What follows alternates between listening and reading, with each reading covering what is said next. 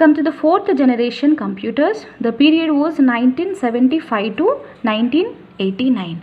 Here the processors, they used microprocessors as the processor for processing all the activities, and high-speed microprocessor were used in this generation. In that microprocessors, millions of electronic components were integrated into a single small microprocessor chip. Chip technology was introduced during this period, 1975 to 1989, and these computers were much smaller and cheaper. Cost decreased and size also very much decreased. Two are decreased, cost and size. And these computers consumed very less power compared to the previous three generations, first, second and third generations. And these computers were more reliable and less prone to hardware failures. So you have to observe that by changing the generation, advancements are improving their technology. Latest advancements are increasing the speed, and whatever the disadvantages are there, those are decreasing. And these computers had faster and larger primary and secondary memory. Like whatever today we are using, generally we can say we are in fourth generation. Today whatever the systems we are using, they come under fourth generation.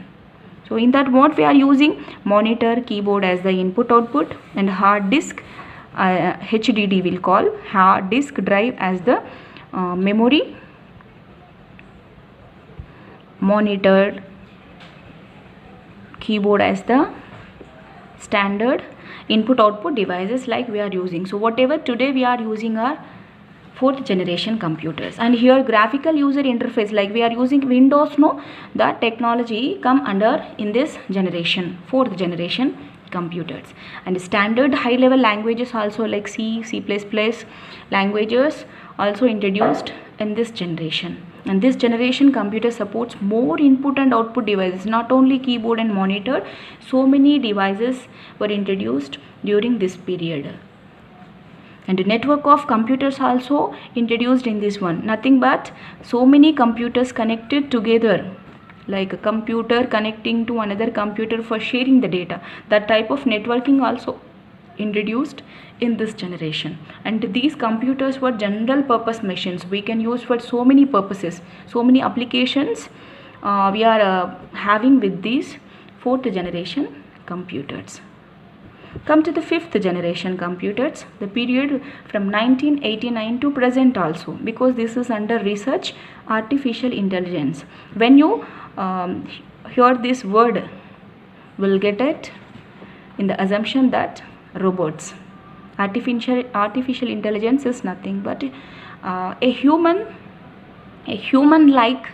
knowledge or a human-like intelligence introduced in the machine is called as artificial intelligence. This artificial intelligence come in this category, fifth generation computers based on artificial intelligence. This is still in development. You remember this point under research. And artificial intelligence is nothing but it's a branch of computer science concerned with making computers behave like humans. I think you have seen a robo movie, no? In that, what happens, the robo work like a human, thinks like a human. So that type of technology is under research. If it is success, we'll get so many robots for all the things. And the portable computers like notebook computers are much smaller and handy than fourth generation computers. In this generation, all will be very portable. Portable means easily will carry from one place to other place. And fifth generation computers are several times more powerful than remaining generations, especially the before generation, fourth generation computers. And they consume very less power than earlier computers and much more reliable. We'll believe that one, whatever the output or whatever the information given by the computer, definitely it will be very accurate and very less prone to hardware failures than previous generations, and have faster and larger primary and secondary. Here the storage capacity is very much increased, and these are very user friendly interfaces with multimedia. Nothing but today whatever we are using, animation, graphics, okay, combination of audio, video, text, graphics, these all is known as multimedia. Those features are also introduced in this generation. And finally, the goal of this generation is to develop devices that respond to the natural language inputs.